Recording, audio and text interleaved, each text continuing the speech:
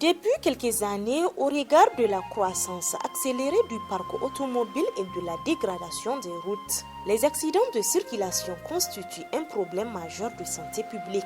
Selon l'Organisation mondiale de la santé, 3000 personnes meurent sur les routes chaque jour à travers le monde. À ce chiffre alarmant s'ajoutent des milliers de handicaps physiques et mentaux qui basculent dans la précarité. Un état de fait qui s'explique par divers facteurs. Il y a d'abord les facteurs humains, c'est-à-dire les défaillances humaines liées aux défauts de concentration ou aux défauts d'entraînement ou différents excès que peuvent observer certains conducteurs. Le non-respect des règles en général pour la circulation. Il y a aussi le facteur véhicule même. Souvent, les gens conduisent les véhicules à mauvais état. Il y a aussi des problèmes liés à l'infrastructure routière. Un cassis peut être non signalé par un panneau. Ça peut être une route dégradée, ou si c'est la nuit, une route mal éclairée. Les routes sont trop serrées. Vous voyez une voie sur laquelle il y a les piétons, les charretiers, les vendeurs de mangue, de bananes et autres. Et les véhicules empruntent cette même voie en aller et retour. La voie est encore serrée. Donc vraiment, on ne fait que causer des accidents à tort à travers. La jeunesse est la frange la plus concernée par les accidents de la route. Une situation qui ne laisse pas indifférents certains usagers désemparés. À l'espace d'1 an, moi j'avais fait malheureusement 2 accidents de circulation. Ce qui m'a beaucoup choqué au cours de ces accidents-là, c'est vrai, les gens disent que c'est un accident. Mais moi, si on me demande, moi je peux dire que c'est-à-dire c'est le mauvais comportement de certains conducteurs et aussi leur irresponsabilité et aussi et surtout la mauvaise conduite. Je suis victime même d'un accident. On s'est croisé avec une femme. On s'est croisé sur une dune de montagne façon. Au lieu qu'elle s'arrête pour que je puisse passer, elle a refusé. Moi j'ai freiné et la moto nous a béné. Bon, c'est tout juste l'intolérance qui provoque les accidents. Et même la police nationale est un facteur de sécurité dans cette ville de Niamey. À cause des papiers, la police suit des jeunes et même des adultes. Quand ils rentrent dans les quartiers, il y a des cas de course-poursuite et c'est des facteurs qui aggravent. C'est des facteurs qui, ce n'est même pas prévu dans leur travail, qu'ils soient professionnels. De l'avis de certains usagers de la route, interrogés dans le cadre de la réalisation de ce reportage, les conducteurs de taxis sont à la base de la plupart des accidents de circulation au sein de la capitale Niamey. Une accusation qui n'a pas laissé indifférent le secrétaire général de 5 taxis. Nous, on a beau entendu qu'il y a des taximans qui sont en train de prendre des stupéfiants pour conduire les taxis. Mais nous, ici, on ne les appelle pas des taximans. Ça, chaque fois, je tiens à le dire que ce ne sont pas des taximans. Parce qu'un taximan en bonne et due forme n'a pas besoin d'être en état d'ivresse pour conduire son taxi. Parce que tu as besoin du repos, il faut te reposer. Le Niger est l'un des pays de la sous-région qui enregistre malheureusement l'un des taux les plus élevés d'accidents de la route, avec 37%. D'où l'idée de la création d'un service d'aide médicale d'urgence SAMU par arrêté conjoint le 17 décembre 2017. Placé sous la tutelle du ministère de la Santé publique, cet outil de secours d'urgence qui soulage s'occupe principalement de la médecine préhospitalière, autrement dit, tout ce qui se passe en dehors de l'hôpital, notamment les accidents de la route. La première heure là, c'est l'heure d'or, c'est-à-dire toutes les actions qu'on doit faire, on doit les faire de préférence au cours de cette première heure.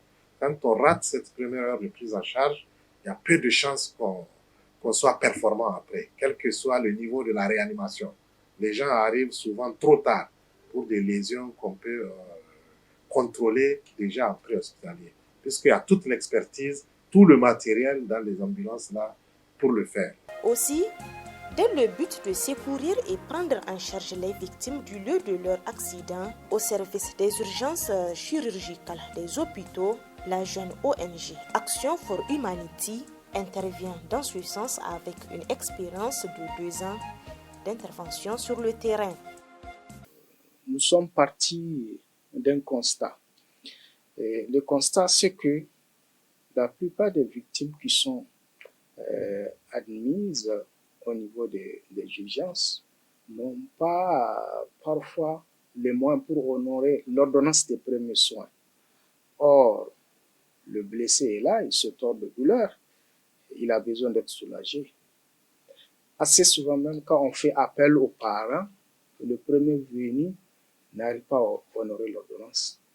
Or, celui qui accepte même le principe d'une évacuation sur l'hôpital, c'est qu'il a mal. Donc, c'est pourquoi nous avons pensé à lancer cette initiative. Cependant, dans les statistiques nationales et de la vie des experts, la ville de Niamey est l'épicentre des accidents de circulation avec des conséquences souvent très graves, voire mortelles. Les conséquences sont dramatiques. Les conséquences sont d'abord physiques. C'est-à-dire qu'on peut aller de la petite égratignure jusqu'au décès, en passant par les handicaps, donc des lourds handicaps. Il y a actuellement des gens qui ne marchent plus parce que, ils ont fait un accident. Il y a des gens actuellement qui ne voient plus parce qu'ils ont fait un accident. Il y a toutes sortes d'infirmités possibles parce que la tête, qui est le point central du corps humain, quand elle prend un coup, souvent on a des conséquences désastreuses.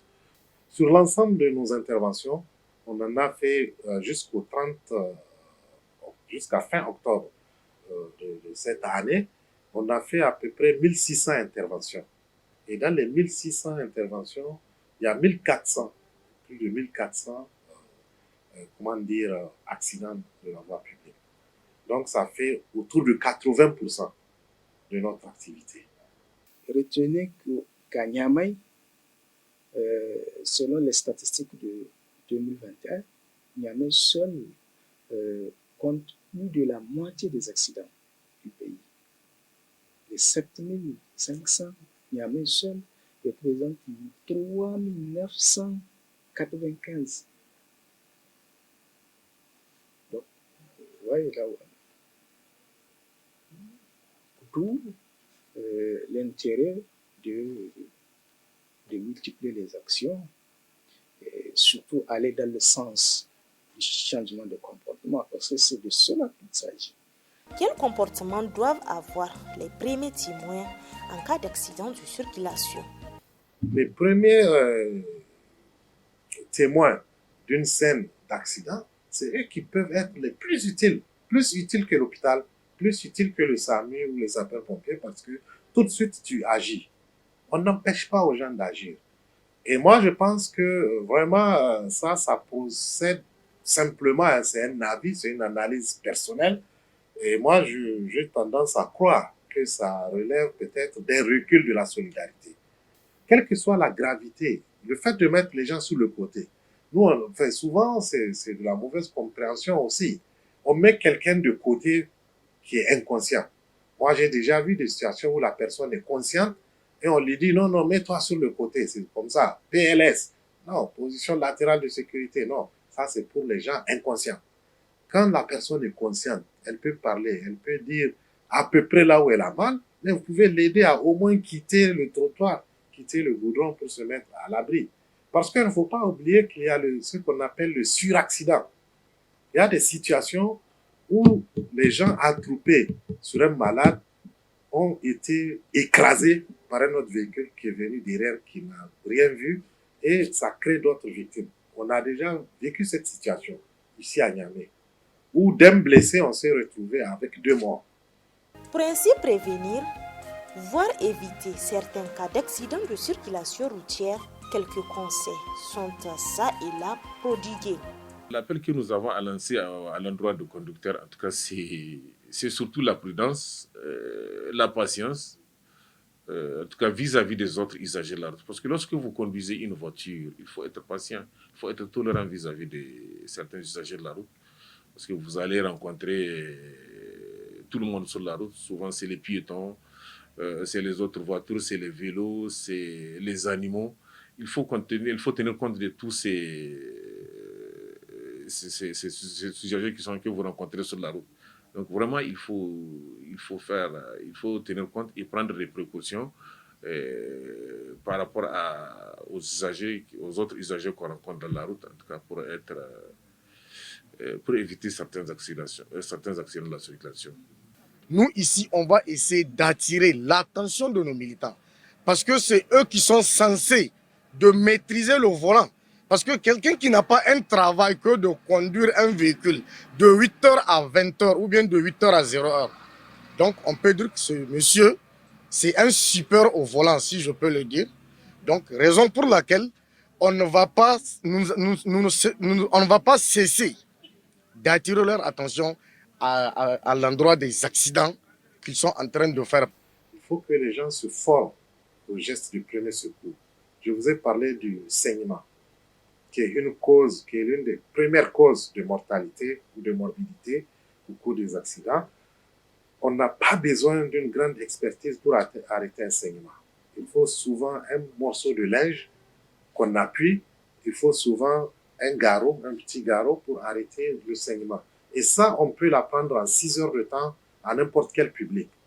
On a fait des formations ici où on s'est rendu compte que des gens, même non médicaux, maîtrisent ce geste avant la fin de la journée de formation, souvent mieux que certains agents de santé qui sont moins concentrés peut-être au cours de la formation. Au regard des différents cas d'accidents de circulation enregistrés ces dernières années au Niger, il s'avère urgent à tout un chacun de redoubler davantage d'efforts et de vigilance pour préserver nos vies et celles des autres.